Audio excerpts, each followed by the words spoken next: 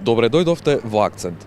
Во ова издание на Акцент, почитувани гледачи, на почетокот ќе го проследите интервјуто со заменикот народен правобранител на регионалната канцеларија со седиште во Кичево, господинот Дауд Селими.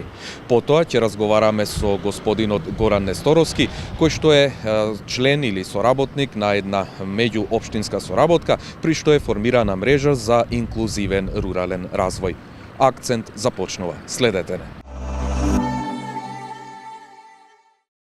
Во ова издание на Акцент, почитувани гледачи, мој соговорник ќе биде заменикот народен правобранител господинот Дауд Селими, кој што има свое седиште како регионална канцеларија во градот Кичево.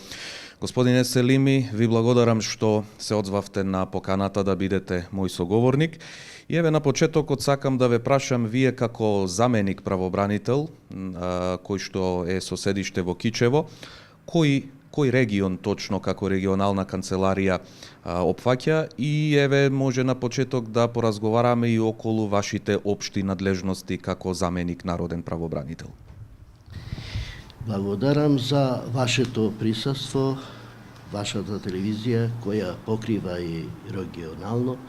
Со тоа ќе овозможи во целост граѓаните да бидат запознаени со надлежностите на народниот правобранител и по поднесените представки, а со цел да бидеме блиску и служи и за промоција на институцијата на народниот правобранител.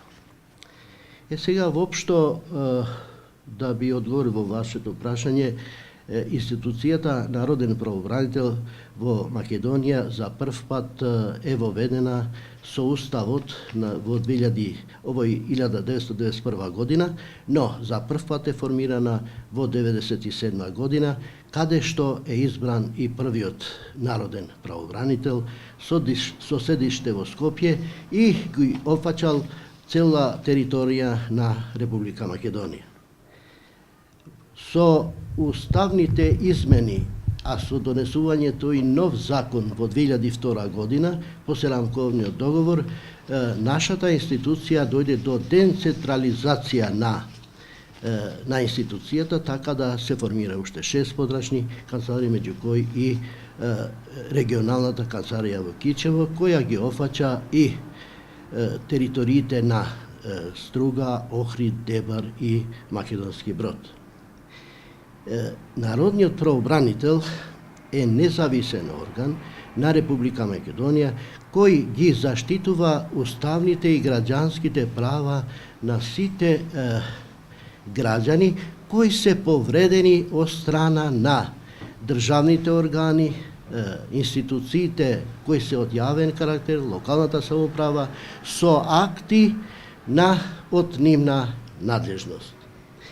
Со измените од 2002 година се прошири и неговата надлежност, тоест народниот правобранител се занимава и со принципот на недискриминација и правичното застапување на сите заедници кои живеат во Република Македонија. Народниот правобранител во своето делување, како што и реков, каде што го опфаќа регионалната канцеларија Кичево, а и другите регионални канцеларии, има и своји оделенја, односно прима странки и во градовите Охрид, Струга, Дебар и Македонски Брод, така да за да биде поблиску до граѓаните, за да ги остваруваат нивните права. Сега, постапката како се однесува пристапот до народниот правобранител работи со поднесување на представка од секој граѓанин на лице место во пишана форма, али може да се јави и на телефон и преку електронски комуникации. Така, кога веќе еве ги споменавте представките кои што граѓаните може да ги поднесат до вашата институција, може еве да ни кажете какви видови на представки постојат, односно за какви се проблеми самите граѓани или може би дали и правните лица може да поднесат представки до вас, значи какви видови на представки постојат? Ја како што претhodno реков дека Народниот правобранител ги заштитува само уставните и граѓанските права на лицата кои им се повредени со акти носени од страна на органите на државната управа и другите органи и организации од јавен карактер. Тука се работи само за физички лица, а не за правните лица, не одлучува Народниот правобранител. Видови на представки. Имаме неколку видови на представки, почнувајќи од правосудните органи, судските постапки, граѓанските состојби, полициски постапки, потрошувачки права, урбанизам и градежништво и други видови на представки. Дали еве како институција имате некој податок кои представки најмногу ги има од овие што ги набројавте? Значи, дали е тоа, може би како што споменавте, урбанизам, судски постапки и така натаму, на што граѓаните најмногу се жалат кај вас? Најповеќе и секогаш од почетокот на своето работење Народниот правобранител најповеќе представки имат од страна на правосудните органи, а тука се сметат од судовите, од прв степен, апелацијен суд, Врховен суд, Управниот суд и сега со новиот закон повеќе години најповеќе граѓаните се жалат на извршителите, кои и тие спаѓаат во органите на правосудството. Сега, кои се тие, например, во судовите? Ние, како Народен правобранител, немаме надлежност да се мешаме во носењето на одлуките од страна на судовите. Изричето Народниот правобранител има пристап само во судење во разумен рок, и кај судските службеници и акти имаме пристап да извршиме увид на кое е повредено граѓанското право на лицата кои поднесуваат представки. Исто така е Управниот суд повеќе, например, како нов орган неколку години, трае долго постапката пред овие судови, така да граѓаните имат право да поднесуваат представи до кај нас со цел да го остваруваат своето право во судење во разумен рок. Исто така, спомнав најповеќе, сега дел од тие се извршителите кои неосновано или незаконско постапување од нивна страна према граѓаните кога се однесува за присилна наплата, им се блокираат сметки на граѓаните, не водејќи сметка во законското право, каде што може да му се запира само 1/3, а не да му се блокира сметката на граѓанинот, а исто така не сме да се блокира, ниту пак да се задржува на одредена категорија на лица, како што се невработени лица, корисници на социјална помош, туѓа нега и други работи. Така, споменавте дека начинот на кој што може еден граѓанин да поднесе представка до вас е било лично тука во пишана форма, телефонски или преку електронска адреса.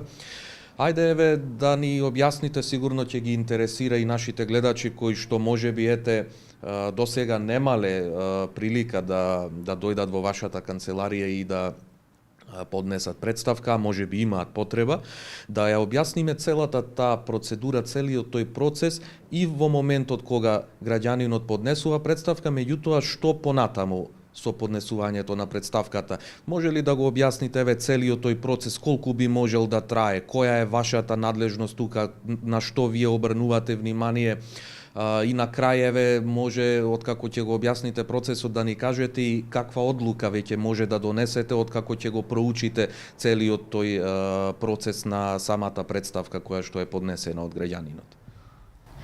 Како што претhodно истакнав, постапката почнува со поднесена представка од страна на граѓанинот. Граѓанинот, ако иде лично овде, пристапи до канцеларијата, во пишана форма имаме представка на која се однесува личните податоци на подносителот на представката, име и презиме, професија, националност, државјанство, jer може да се догоди и странски државјанин или без државјанство да поднесува кај нас. Секој граѓанин има то право према Уставот, така да во пишана форма се пропишува според закон за народен правобранител. И на крајот, на кого се однесува представката, на кој орган, и тука се пишува на кој орган се однесува представката, а исто така и дали ги користил сите можни правни средства према органот и како дошол до кај нас. И тие докази ги прибираме и се поднесуваат уз представката. Ако е постапката во целост расчистена со странката, дека ги исполнува сите услови кога странката е тука, расчистува во целост и веднаш почнува со регистрирање на представката. Се почнува веднаш, има даден рок, да во рок од 15 дена граѓанинот треба да биде обавештен во писмена форма што е направено со покрената постапка и до каде е постапката. Народниот правобранител започнува после спрема органот, бара известување како е постапено, дури се оди и на лице место, се извршува увид во органот на кој се однесува представката и на крајот се носи заклучок, односно одлука, конечно, дека се решава, ако има повредени права, тогаш на органот му се сугерира да постапи според законските овластувања. Дали е задолжително кога веќе вие, да речеме, ако пронајдете дека граѓанинот е во право и дека му се повредени одредени права, дали таа институција што му ги скратила или повредила тие права е должна да постапи согласно вашите укажувања? Таа е должна да постапи по нашето укажување. Ние сме утврдиле дека постои таква повреда, меѓутоа, ако не постапи, има случаи што во даден рок не се постапуваат, тогаш му се дава еден рок со цел да ги отстрани недостатоците. Во спротивно, во тој даден рок се запознава непосредниот раководител. Тоест, ако се работи за подрачно некој министер, се запознава министерот, дури и влада на Република Македонија, за преземените мерки од страна на органот и на крајот. Ако и то нема, тогаш се објавува во јавност, во телевизија на негов трошок, дури се покренува и дисциплинска постапка, а може да се покренува не само дисциплинска, него и кривична постапка за злоупотреба на службата преку јавен обвинител, поднесена од страна на народниот правобранител. И трошоците и последиците ги сноси органот на кој се однесува. Ова се работи за каде што е утврдена во целост вината, односно повредата на правото на граѓанинот. Кога веќе ги спомнавте трошоците, сакаме и ова да ве прашам, сигурно е во интерес на нашите гледачи, дали граѓанинот кој што кај вас веќе ќе има некоја представка е изложен на некои трошоци во цела таа процедура што вие ја вршите согласно вашите уставни и законски надлежности? Согласно законот за народниот правобранител, граѓанинот е ослободен од сите трошкови и нема трошкови кај нас, мислам во постапката пред народниот правобранител. Ја тоа го спомнав. Ако граѓанинот е оштетен врз база на дадениот носениот акт или неносен правилен акт, тогаш сите тие трошкови ги сноси тој што го донесол актот. Ние то јавно го нагласуваме и го упатуваме граѓанинот до крај да поднесе и тужба со препорака и од народниот правобранител, бидејќи како доказ дека е повредено неговото право, додека трошкови во поставката пред народниот правобранител нема, се ослободени од секако вид на такса. Така, вие како заменик народен правобранител во регионалната канцеларија со седиште во Кичево, кажавме сте надлежен не само за овој град, туку и за Македонски Брод, Охрид, Струга и Дебар. Може еве да ни кажете секако дека и сите останати 5 други регионални канцеларии на народните правобранители имаат соработка со државниот народен правобранител, господинот Иџет Мемети.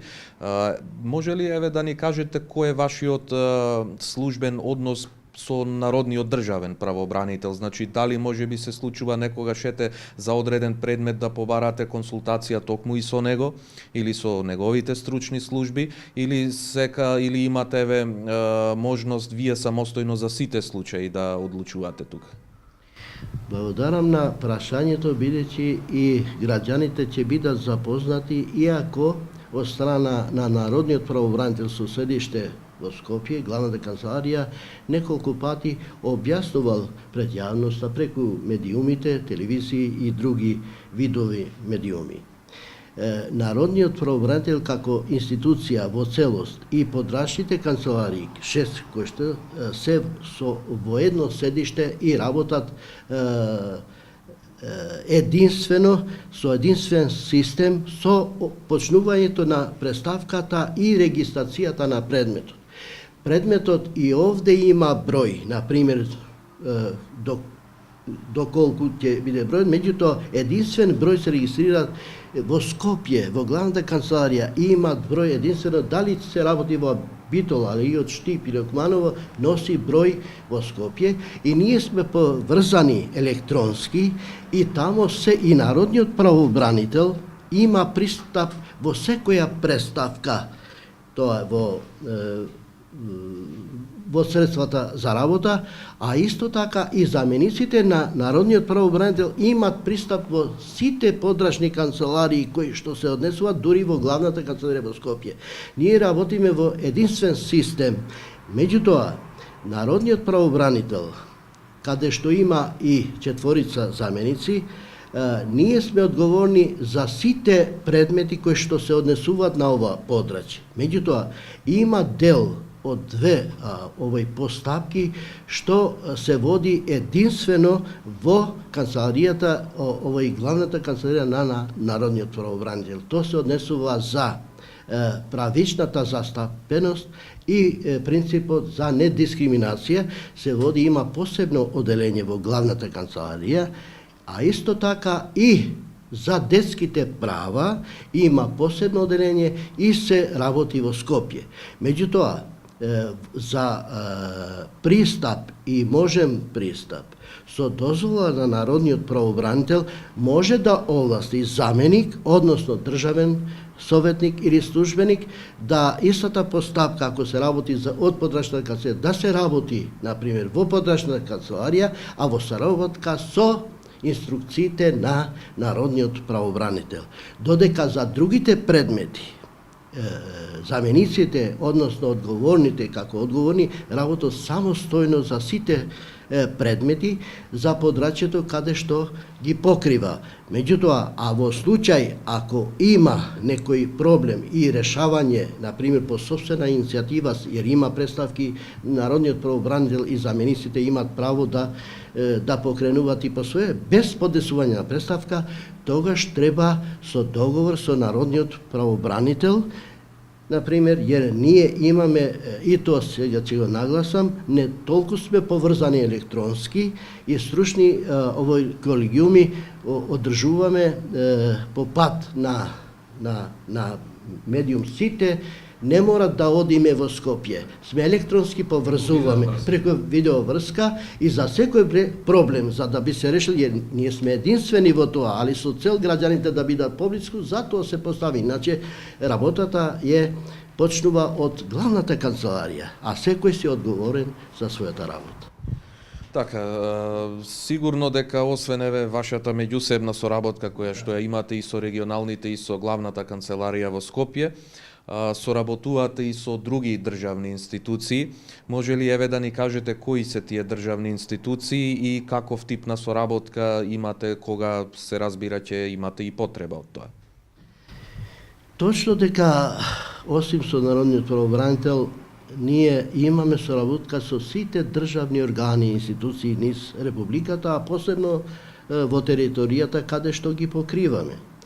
Народниот правобранител, согласно Законот за народен правобранител, има пристап до сите органи и организации, jer во свој делокруг на работа истиот извршува увид и без најава во институција го има тоа право, ако смета дека се повредени правата на граѓаните на повисок обем или со поднесување на представка на лица кои се притворени, односно во затвор, кај што се најдуваат на установи, КП установи, исто така во полициски органи, така да без најава пристапува и органите се должни несметано да соработуваат и да дојме до правата вистина со цел да се решава проблемот на странката.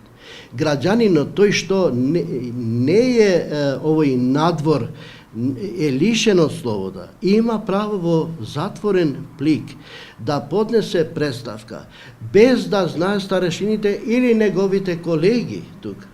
И народниот правобранител е должен по добивањето на представката да изврши увид веднаш на лице место и во затворен плик без да знае раководителот или чуварот на затвор, сметам, меѓутоа и за другите институции на органи, например, овие што се со посебни потреби, овие психијатриски болници, и тие се еден дел во затворен тип, така да неовисно дали го поднесол самиот пациент, односно затвореник, притвореник или задржан, народниот правобранител пристапува во тоа да се утврди состојбата. Ако се најде таква повреда, донесува акт и дава рок за отстранување. Во спротивно, како што претходно реков, пристапува кон поднесување на дисциплинска поставка, односно предлог, кривична пријава и друг вид на одлука со препорака, со мислење, со сугестии, што се должни, например, секоја институција да го доставува, а соработката досега е на високо ниво со сите државни органи и мора да има соработка, а со цел за да бидеме поблиску и за остварувањето правото на граѓаните. Така, повторно ќе се навратиме околу поднесувањето на представки од граѓаните. Сигурно дека се случува некогаш граѓаните да дојдат кај вас, меѓутоа да нивниот проблем не е под ваша надлежност. Што во таков случај? Секој граѓанин има право да се јави во нашата канцеларија и овде и во местото каде што ние ги покриваме, бидејќи се запознати и знаат веќе 12 години дека одреден ден ние имаме прием на странки во тие градови. Странката со неговиот пристап во канцеларијата ја кажува својата повреда. Ако се работи за повреда на правото, народниот правобранител во ред постапува. Во спротивно, ако не е надлежен за постапување, народниот правобранител е должен на странка да му објасни и да го упати на право место каде што би требало да се јави со поднесување или на представка, или на тужба, или на барање, или друг вид поднесок. Е должен и не може да излезе безправен одговор. Е должен. Ќе спомнувам дека во текот на секоја година ние што правиме и посебен извештај, во текот на 2016 година во нашата канцеларија се дојдени околу 1700 граѓани на кои им е даден соодветен одговор, каде постоело представки се регистрирани 270 представки, И кај што народниот правобранител сметал дека се повредени правата, а другите граѓани се упатени на местото каде што имат потреба, а во овој вид граѓани се дешавало дека и овде се решавало проблемот, например, ако е лесен по пат на телефонски, бидејќи, како што реков, имаме се работка со сите органи, ако се работи за обично, би се решавало во текот на денот, за да не би се трошил граѓаните со средства, ние сме пристапиле телефонски и е решено истиот ден. Такви работи само интерно ги регистрираме ние, секој граѓани, но додека не водиме постапка, а до крај во целост треба да биде задоволен граѓанието со неговото јавување во ова наша канцеларија. Господине Селими, еве сега нешто и околу вашиот ангажман тука како заменик народен правобранител во регионалната канцеларија со седиште во Кичево. Колку време сте еве вие на оваа функција, колку е мандатот кој што ви е доделен и може ли еве нешто и околу тие законски одредби, на кој начин сте поставени тука, дали имате право на нареден мандат како народен правобранител и слични работи? Народниот правобранител во оквирот на законот се избира во мандат од трајање од 8 години. Тоа е по пат на оглас, конкурс. Во претходниот закон се ги избира Собранието на Република Македонија со претходно мислење од страна на Комисијата за избор и именување, се оди во парламент, се гласа мнозинството, но не само мнозинството, за да би се избирал народниот правобранител и заменикот, jer исто процедура е, треба да гласат и повеќе од половина од страна на другите етнички заедници кои присуствуваат, односно се дел од пратеничкиот состав. Тоа што беше Бадинтеро во овој закон и ќе кажам и за разрешување и исполнување, народниот правобранител и замениците имат право не само еден мандат, само што уште еден избор и само 2 пати, трае 8 години и повеќе не можат да бидат избрани. Само 2 мандата може да бидат народен правобранител. Тоа се бира согласно Законот за народниот правобранител.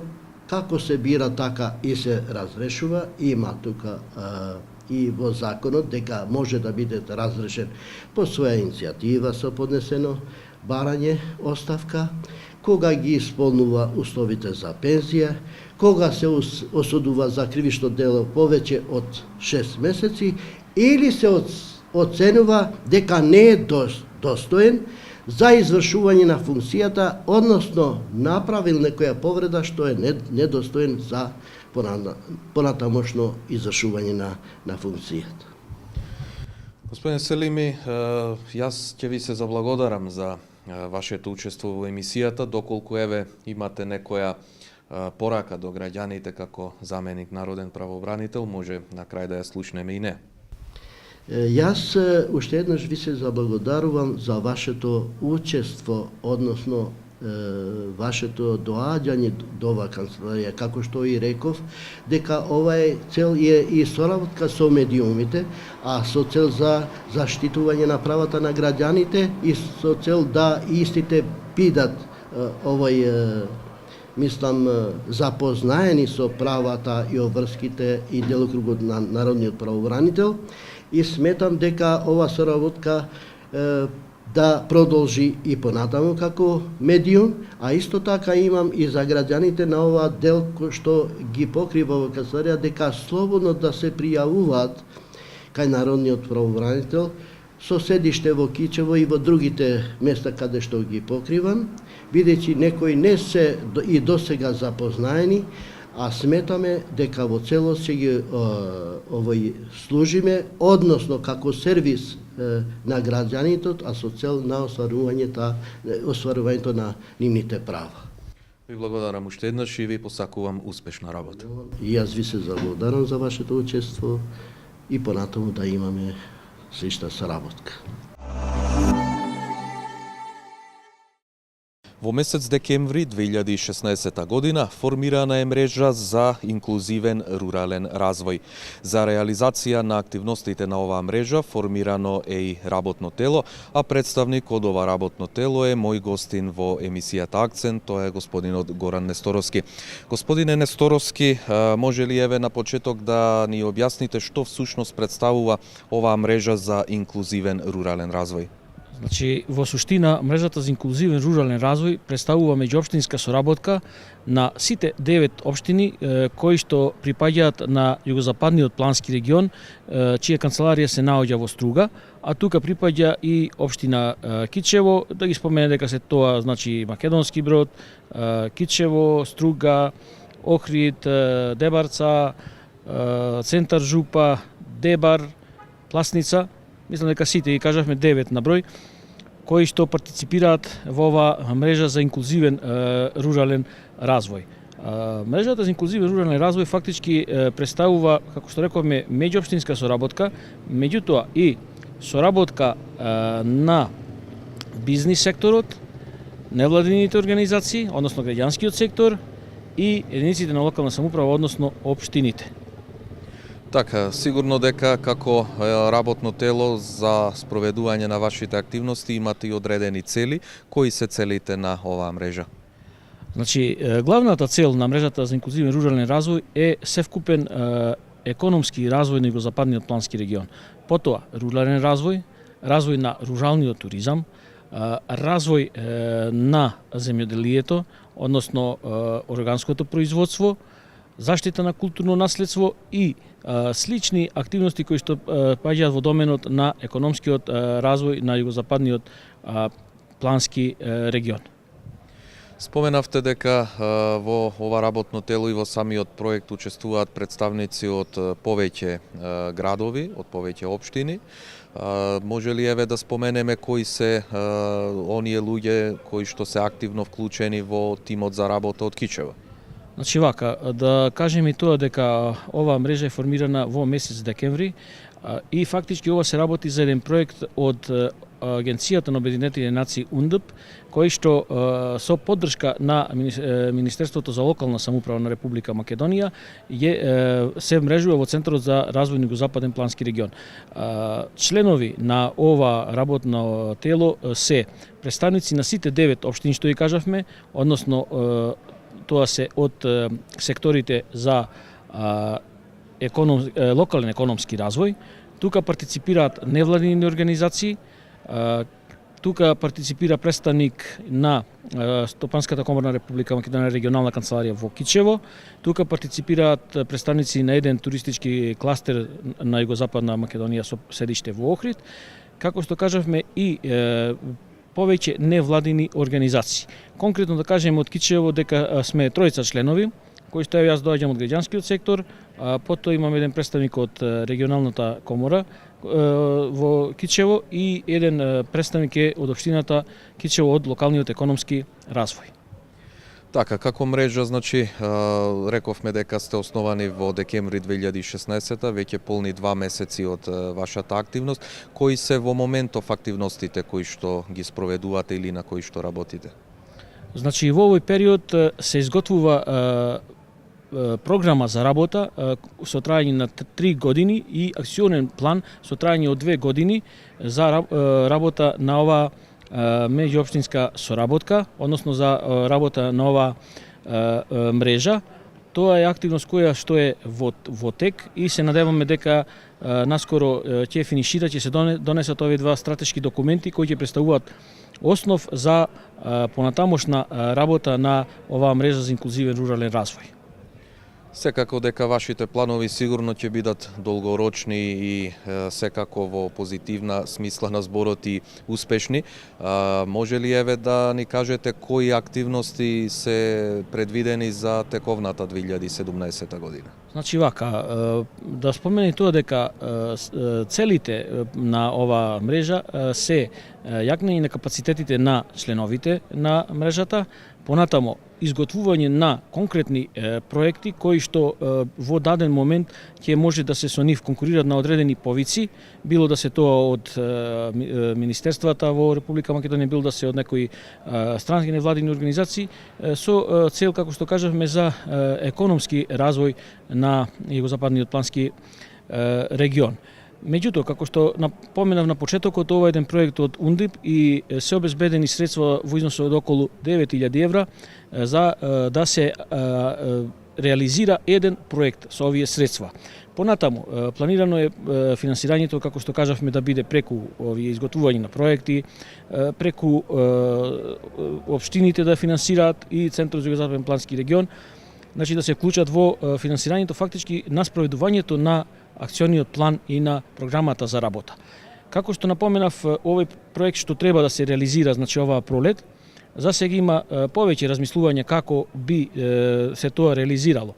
Едно размислување е во секоја, со тие средства во секоја општина да се уреди по еден туристички локалитет. Дали тоа ќе биде некоја велосипедска патека, дали ќе биде пешачка патека, дали ќе биде пристап до некоја чешма, воденица, дали ќе биде поставени некои инфотабли кај одредени објекти. Ќе видиме. Друга идеја е да се изготви една туристичка брошура каде што конечно, да кажеме, равноправно ќе бидат представени сите општини од југозападниот плански регион. Понатака има едно размислување во секоја општина да се постават по 2 инфотабли на кои што ќе биде прикажана мапата на југозападниот плански регион со градовите, патната мрежа и по неколку карактеристични фотографии за секоја општина, кои што ќе планираме да ги поставиме на некој начин на влезовите на тој југозападен плански регион. Исто така планираме да организираме еден туристички промотивен ден на општините од југозападниот плански регион. Тоа го планираме некаде на почетокот на летната сезона да се случи во Охрид, каде што сите овие општини би го представиле својот преди се туристички потенцијал, односно оние неоткривени туристички дестинации кои што ги има во овој југозападен плански регион. Меѓутоа, како што ви напоменав, сите овие што ги кажавме се само идеи, дополнително ќе треба да одлучиме која идеја ќе биде прифатена и ќе биде реализирана со фактички со еден консензус на сите што партиципираме во работното тело. Така, очигледно дека овие активности кои што ќе бидат со овој проект преку вашата мрежа, можеби ќе допринесат малку повеќе околу развојот и на алтернативниот туризам на сите тие подрачја. Ајде нешто да проговориме и на таа тема, какви се моменталните состојби околу развојот на тој алтернативен туризам во Кичевскиот регион. Значи вака конкретно ќе кажеме тоа дека во моментов групата Вреди да си од Кичево, каде што и јас сум член, сме зборувале за таа група и порано, работи на еден мал проект преку една невладина организација од Прилеп, а фактички се работи за еден проект кој е од ИПА европските фондови, со кој што проект сакаме да изготвиме, значи конечно една брошура за туристичките понуди на општина Кичево. Значи, ако успееме да го реализираме, да го добиеме тој проект сепак се тие скромни средства, меѓутоа мислам дека таква брошура за прв пат Кичево ќе добие туристичка брошура која што ќе представува еден патоказ или водич на сите оние туристи, луѓе намерници или наши, да речеме, иселеници во странство во други градови кои доаѓаат, па и за самите кичевчани, затоа што тука ќе бидат опфатени одредени туристички локалитети во градот. Например, ќе го споменеме возот Киро, музеот на Западна Македонија од нов, водопадите над село Добрено изместност Фрлогоец, фактички Китиното Кале, старата градска архитектура, по еден верски објект од православната вероисповед, еден од исламската верска заедница. Ќе видиме, значи дополнително треба да се работи, ова е само размислување. Прво треба да се овој проект финализира, да се поднесе, рокот е до 3 март и се надеваме дека ако го добиеме, имаме ни капацитети успешно да го спроведеме. Понатаму ќе се надеваме дека ќе следат и други такви или слични проекти каде што се пак ќе речам со мала вредност, меѓутоа многу значајни за да започне на некој начин развојот на туризмот во Кичево како град, но и поширокиот Кичевски регион. Господине Сторовски, ви благодарам за гостувањето во Акцент, ви посакувам успешна работа и се надевам дека успешно ќе ги спроведете сите ваши зацртани активности и секако дека сите тие активности ние понатаму ќе ги следиме и дај Боже значи да заживее тој рурален и алтернативен туризам во нашиот регион. Ви благодарам и на вас за сета ова медиумска поддршка што сме имале во изминатиот период, било како група, било како местна заедница село, знаеме дека и таа е активна на планот на развој на руралниот туризам и се надеваме дека еве конечно ќе отпочне одредени активности на поставување да речеме на некој начин на темелите на алтернативниот туризам во Кичевскиот регион. Ја следевте емисијата Акцент. Со нови содржини, повторно ќе се видиме наредниот вторник во 20 часот и 45 минути. Довидување.